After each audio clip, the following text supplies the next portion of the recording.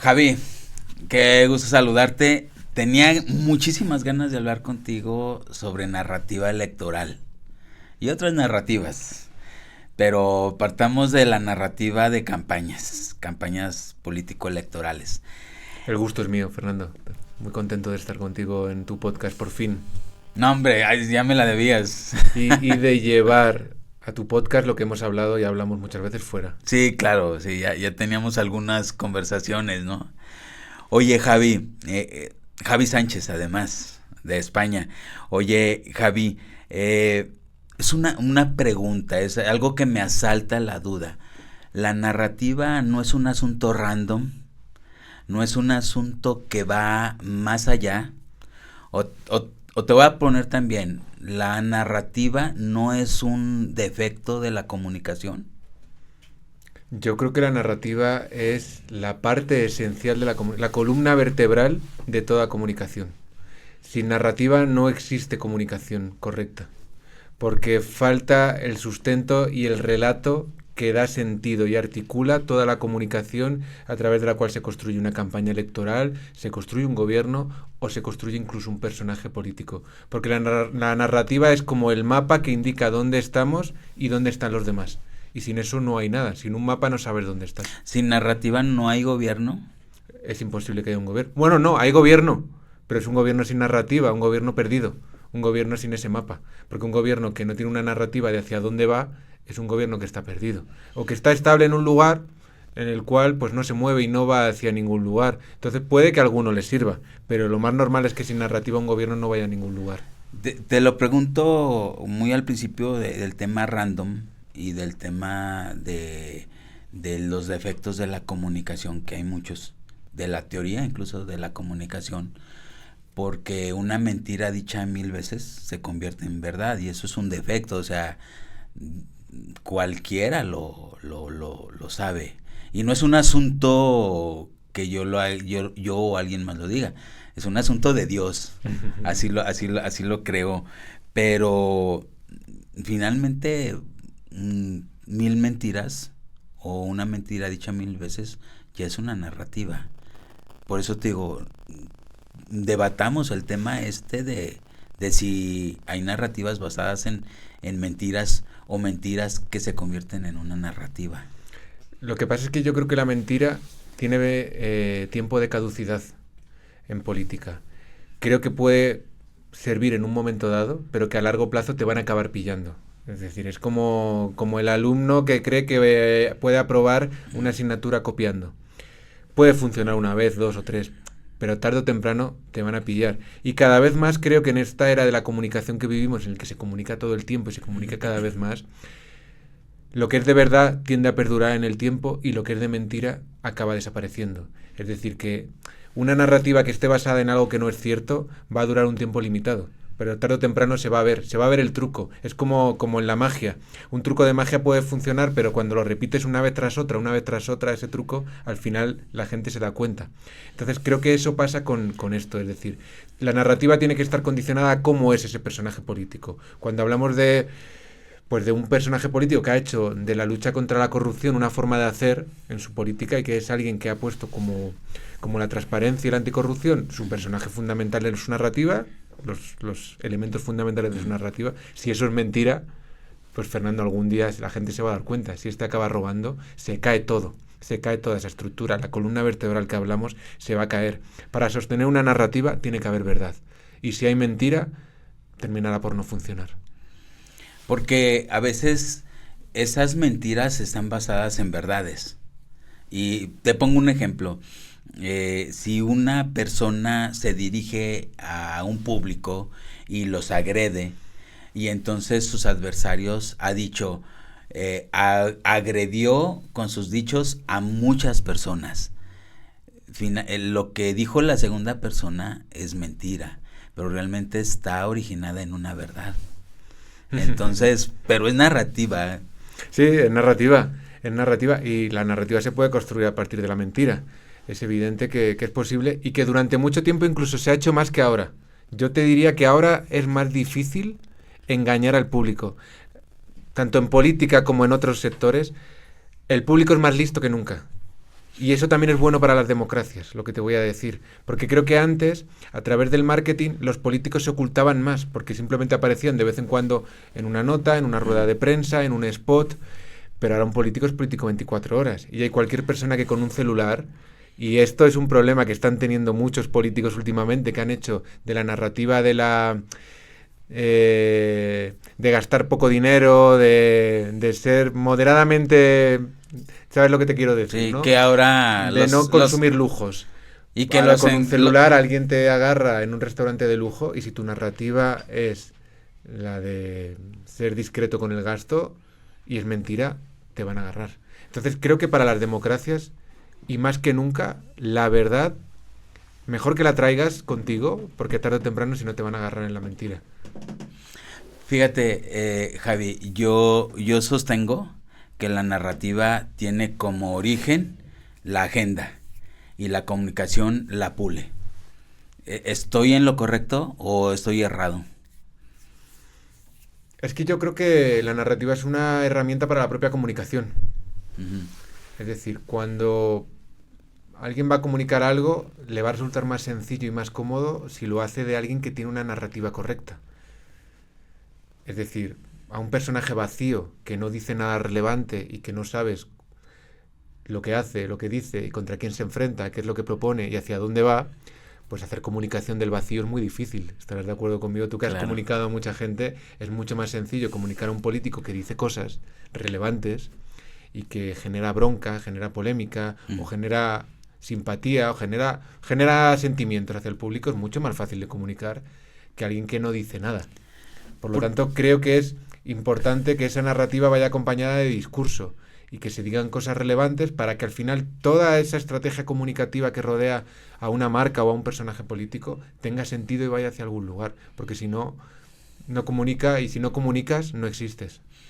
Porque entonces podríamos estar ante un, no escenario, pero sí un contexto en donde dices, puede haber narrativa sin discurso. Si voy a dar el banderazo a 100 calles... Claro, puede haberla, pero puede haber una película sin guión. El discurso es el guión de esa narrativa al final. Uh-huh. Entonces, una película sin guión, pues es complicado, tiene que ir hacia algún lugar todo, porque si no vas a aburrir, lo que decíamos antes. Si aburres al público, el público cambia de canal. Y el público ahora más que nunca tiene muchos canales, tiene muchas plataformas y hay muchos políticos comunicando y muchas marcas comunicando todo el tiempo a través de Instagram, a través de todas las redes sociales. Si tú no tienes un buen guión con el que entretener al público, el público cambia de canal. Y si cambian de canal, tú ya dejaste de existir. Y ya no te van a escuchar ni te van a ver. Por lo tanto, esa narrativa tiene que ir acompañada de un guión relevante y que entretenga al público. Porque hoy más que nunca al público hay que entretenerlo. Si nosotros acá que estamos hablando ahora aburrimos durante 2 horas...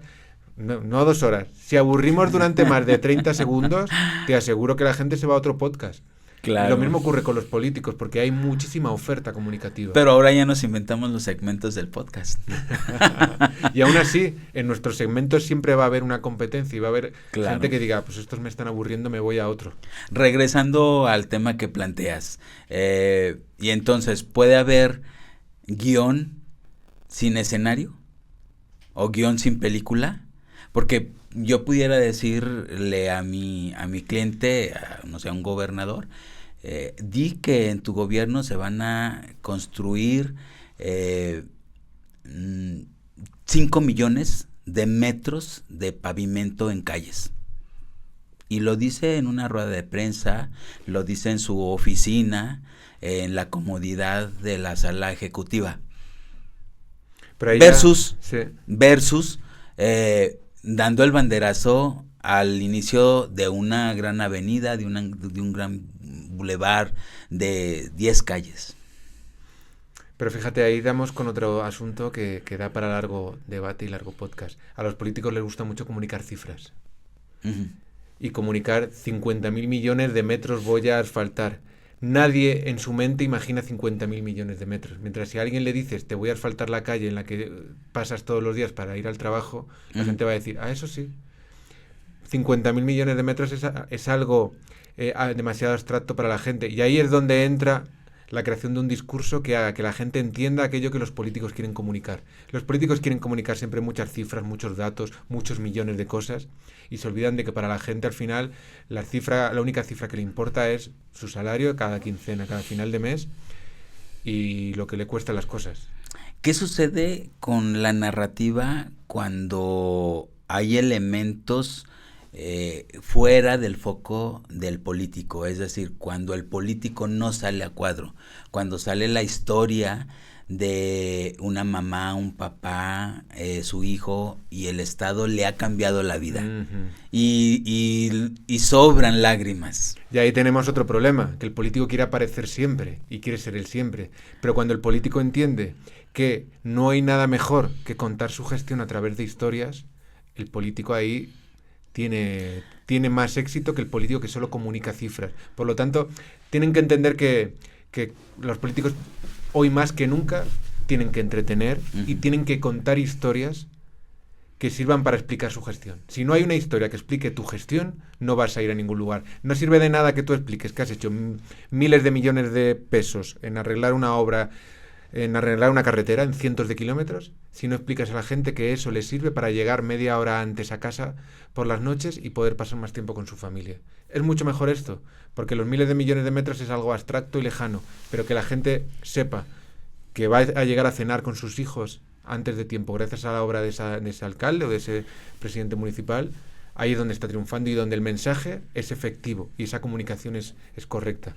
Como dicen mis hijos de la generación Z, de mis clientes no vas a estar hablando, que quieren ser el político, quieren ser el que diga el discurso y el que lo haga, el que salga a cuadro, el estratega, su coordinador de gabinete, quieren ser todo. Pero... Espero que cuando vayan al médico no hagan lo mismo. Espero que no. A ver, y en ese sentido, Javi, a ver, ¿cómo lidias con...? Porque el político ya está a un punto o en un punto en que dice, es que la narrativa obliga a que yo salga a cuadro. O sea, ¿cómo eliminamos ese narcisismo? ¿Cómo eliminamos la egolatría de los políticos que quieren estar en todas?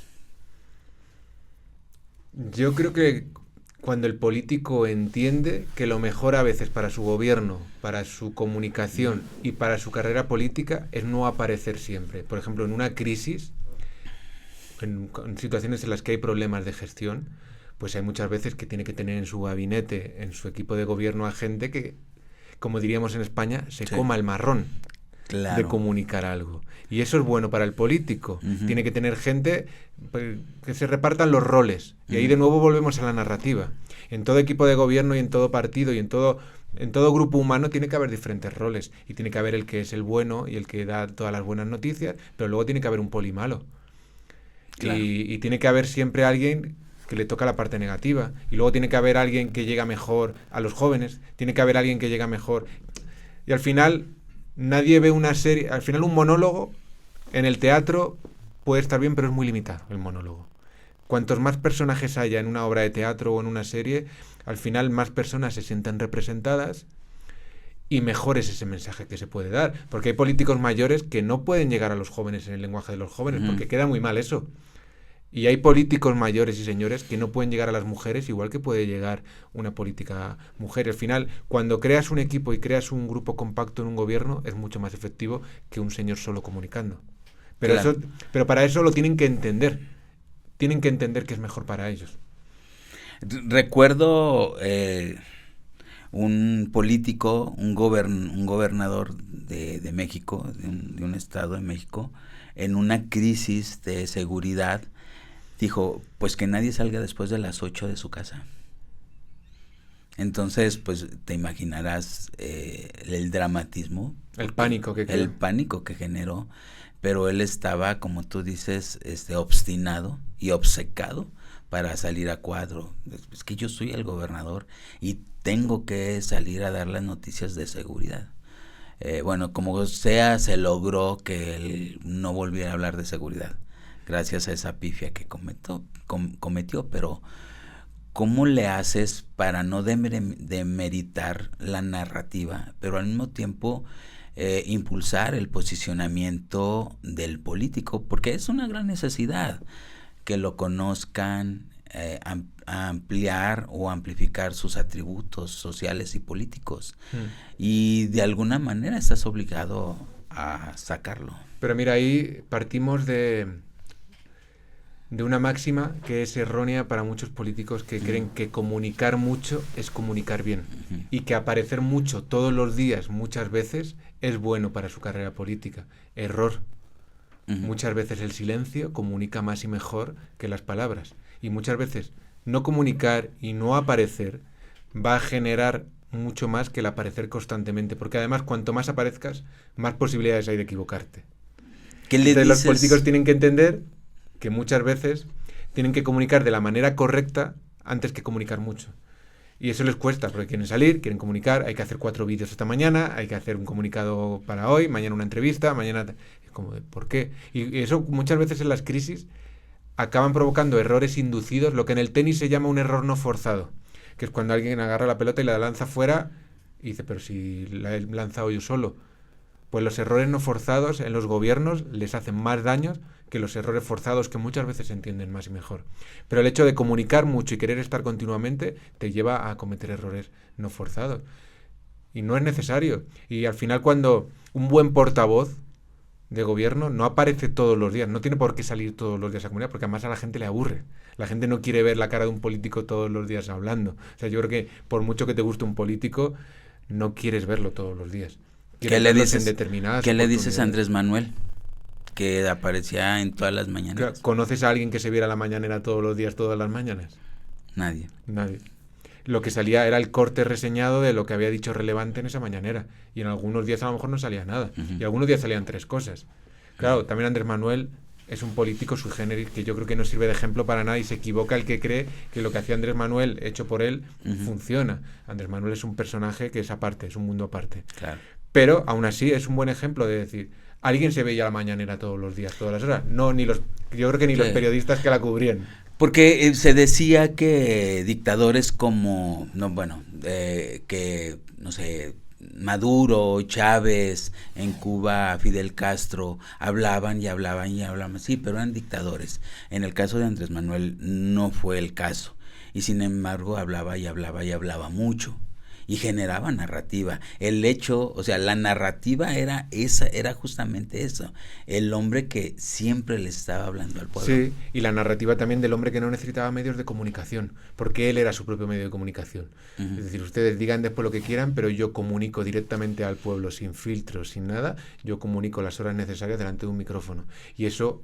Claro, para hacer eso hay que ser un político con unas capacidades dialécticas y de oratoria extraordinarias, como es el caso de Andrés Manuel. Pero hay pocos políticos que puedan resistir todos los días a un micrófono y a unos periodistas delante.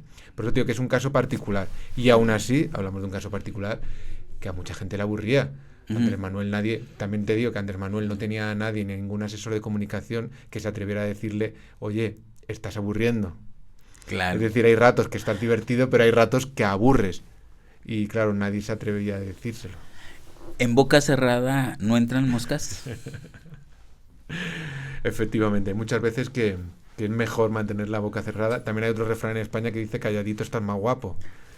Okay. Y hay muchos políticos que deberían aplicarse eso también. Es decir, mejor no hablar de más para estropear tu imagen de menos. Entonces hay veces que puedes presentar algo, dar un discurso breve, una foto, y ya está. Y no tienes por qué estar todo el día comunicando, porque estás más guapo callado, políticos.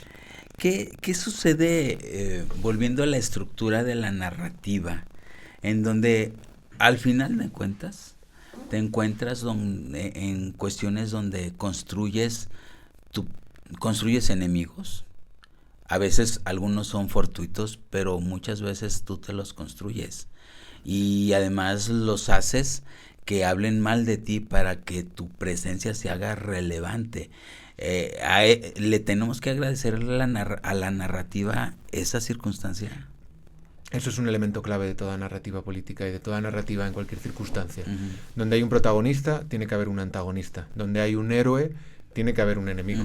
Cualquier película de Hollywood que alguien se imagina, para que exista Batman, tiene que existir el Joker. Sí, claro. ¿Qué es lo que pasa y que últimamente ha cambiado mucho? Y creo que eso es algo muy relevante en las construcciones de narrativas, que antes había uno bueno y uno malo, y el malo siempre caía mal al público. Pero creo que últimamente han cambiado, que muchas veces los malos caen bien al público. Y lo vemos en el Joker. El Joker se hizo su propia película y a la gente empezó a sentir simpatía por el Joker, que ha sido el malo siempre de Batman. Y hay muchos políticos que adoptan el papel del malo que últimamente están logrando generar. Donald Trump, para mucha gente, ha generado el papel del malo. Pero es que hay mucha gente que prefiere votar al malo antes que a un bueno que no le sirva para nada.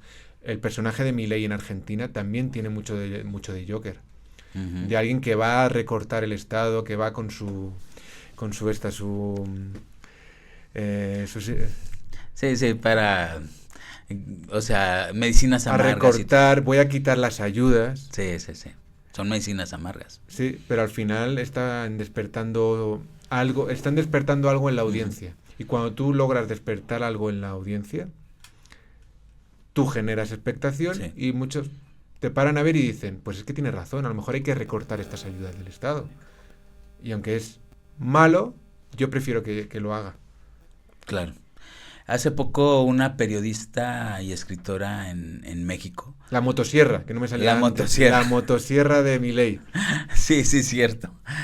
La cortadura de Xóchitl Gálvez cuando dijo que con sangre juraría que los programas sociales no iban a desaparecer, ¿no?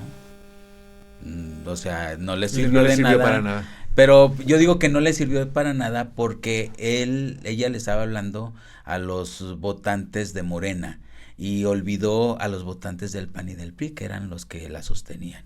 Entonces finalmente no consiguió ni los de Morena, ni los del PAN, ni los del PRI. Claro, lo que pasa es que ahí entramos también en otro Craso tema. error, ¿eh? Claro, que tu narrativa tiene que estar en consonancia con lo que siente la gente. Es decir, ¿por qué triunfa Milei en Argentina?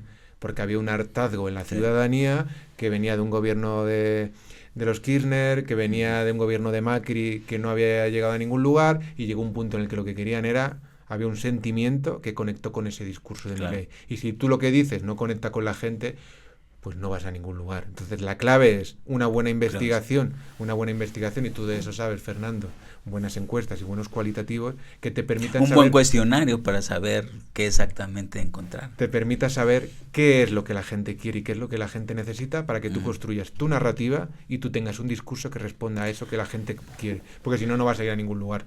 Dime una cosa, Javier. Dios tiene una narrativa y ¿quién se la diseñó? Tiene posiblemente la mejor narrativa que se haya escrito nunca.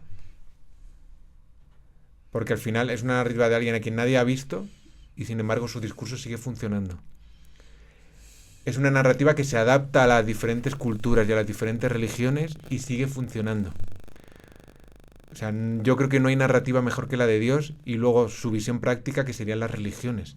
Porque al final, cuando hablamos de narrativa, vamos al caso concreto de la Biblia y de la religión católica. Está construido todo en base a historias. Incluso hoy día los sacerdotes en las iglesias los domingos siguen leyendo las parábolas que incluye la Biblia y siguen funcionando. No cuentan datos, nunca dan datos. En la iglesia no hay datos, lo que hay son historias. Y eso es lo que llega al público. Por lo tanto, no sé en qué momento los políticos olvidaron que el ser humano entiende todo a través de las historias, no de los números. Bueno, un relato siempre te va a marcar más que cualquier dato. Bueno, ya sabes cómo son los políticos. Ahora, ¿hay alguna historia, alguna anécdota que me puedas platicar de cómo generaste esa, o cómo moldeaste esa narrativa en ese proyecto electoral? Fundamentalmente, cuando se trata de trasladar cifras a la vida cotidiana de la gente. Eso es lo que una vez tras otra hay que hacer en todos los proyectos de gobierno y proyectos electorales. Cuando llega un político y dice, he dado 100.000 ayudas sociales para que la gente que tiene un negocio, imagínate un ejemplo práctico, un político que ha dado unas ayudas para los jóvenes emprendedores que quieran formar un negocio. El dato sería 100.000 millones de dólares, pongo un ejemplo, 100.000 millones de dólares para jóvenes emprendedores. ese dato así, pues bueno, puede comunicar un día, irrelevante, nadie lo va a recordar. Pero si tú plasmas la historia de un joven que ha abierto su negocio y que hoy es feliz en su propio negocio, y que gracias a esas ayudas del Estado pudo abrirlo y hoy vive gracias a ese negocio y ha podido formar una familia, encima luego lo alimentas todavía más y ese negocio ha crecido y hoy es feliz en su propia historia, ahí estás llegando al corazón de la gente que entiende que tu gobierno cambia de verdad la vida de las personas. Si tú a la gente le das cientos de miles de millones de no sé qué, bueno, pues vale. Pero si tú cuentas la historia de cómo has mejorado la vida de esas personas, eso no lo van a olvidar. Porque la gente puede olvidar lo que dices, pero lo que nunca va a olvidar es aquello que le has hecho sentir. Y darle a la gente la capacidad de llegar a fin de mes, de mejorar sus vidas, de abrir negocios, eso es lo que de verdad mejora la vida. Pudiéramos plantear o reconocer, pues, que la historia es fundamental para para modelar una narrativa. ¿La historia te refieres a conocer la historia? Sí, sí. No, y construirla, o sea, y además a nuestra conveniencia, que yo sé que nunca sucede, pero pues tú sabes cuántos héroes nacionales, al menos en México, no, en el mundo, son verdaderos trabajadores por el país y que hoy son villanos. Uno de ellos es Porfirio Díaz, o sea, se creó un villano, pero porque la revolución lo necesitaba. Mira, por ejemplo, viene a mi mente un proceso electoral donde llevamos una campaña para alcalde con cierta importancia por el peso electoral que tenía ese municipio. Y entonces la ganamos por medio punto porcentual y en la mesa la perdimos. Nos fuimos a tribunales y el tribunal dijo que se vuelvan a hacer, nos vamos a extraordinarias, algo que es poco probable en México. Y resulta que en un discurso el exordio que escribí fue: ya les ganamos una vez y les vamos a volver a ganar. Esa fue la narrativa. Perfecto, la tenías perfectamente trazada. Sí, y se convirtió en eslogan. No era eslogan, pero se convirtió en eslogan, ¿no? Claro, ese es un ejemplo perfecto de una buena narrativa construida por un buen profesional y un buen asesor, como es tu caso. Pero es así. Y no necesitaste mucho más que convencer a la gente de que para que su voto valga de verdad, tienen que volver a ponerlo. De hecho, me fui de vacaciones.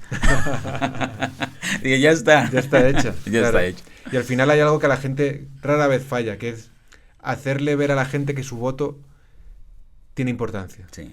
Es decir, cuando tú convences a la gente de tu voto puede cambiar tu vida y la vida de tus vecinos y la vida de tu comunidad, de lo que sea, y el valor de la democracia, ese relato rara vez falla. Y muchas veces con la fuerza de tu voto puedes cambiar la realidad. Ese relato, cuando construyes ese relato es muy difícil de ganar. Incluso muchas veces tienes que construir un antagonista y un enemigo, porque ese voto te sirve para defender algo que te quieren quitar o que te quieren robar, que muchas veces lo dejas entrever. No hace falta ni señalarlo, porque la gente es más lista de lo que muchas veces los políticos y los partidos creen. Oye, Javi, desde que te conozco, será 25, y luego sé que tenías otra historia más larga en la consultoría de la comunicación política, y construyendo narrativas o proyectos con base en narrativa. ¿Cuál es la barrera más común y más pesada para construir una narrativa? ¿Qué es lo que no deja avanzar la construcción de una narrativa? Pues volvemos otra vez a lo mismo, el exceso de racionalización que tienen muchos políticos, muchos de ellos que vienen de leyes o que vienen de economía, vienen de los números, y ese exceso de ver la comunicación como algo racional y no como algo emocional, y creer que van a llegar al elector o a la audiencia explicándole racionalmente la gestión de gobierno, las cifras que se han logrado, las leyes que se han aprobado, los decretos que se han sacado adelante, etc. Que el político entienda que eso está muy bien, pero que eso es informar, que eso no es comunicar. O sea, que el político entienda la diferencia entre información y comunicación es el gran paso que hay que dar. Cuando el político entiende eso, el político empieza a ser invencible. Cuando entiende que lo que importa es lo que comunica y no lo que dice. Y que para que esa comunicación sea efectiva, pues tiene que llegar a su audiencia. Y cuando tú a la audiencia le das todo el tiempo datos o un lenguaje excesivamente político o un lenguaje técnico, a la audiencia la estás alejando. y la gente lo que quiere es que se le hable en el lenguaje común y en el lenguaje de la gente. Por lo tanto, el gran impedimento que hay es que los políticos entiendan. Que lo racional está muy bien en el despacho, en el Congreso, en determinados puntos. Pero fuera de ahí, lo que hace falta es emocionar a la gente, porque si no la emocionan no te van a recordar. Javi Sánchez, gracias por estar aquí en este podcast. Para mí es halagador tener una persona de tu estatura, de toda tu experiencia. Siempre te he admirado y la verdad es que aportas mucho a la comunicación política. Deseo que esto se repita y que nos vuelvas a dar más consejos como los que nos acabas de dar. Muchas gracias, Fernando. El placer es mutuo y la admiración es mutua. Y además, viniendo aquí, contribuyo a alimentar esa narrativa que estás construyendo de alguien generoso, que comparte conocimiento y que le gusta compartir conocimiento con los demás. Por lo tanto, en la narrativa de consultor generoso que estás construyendo, es un placer siempre participar. Muy gentil.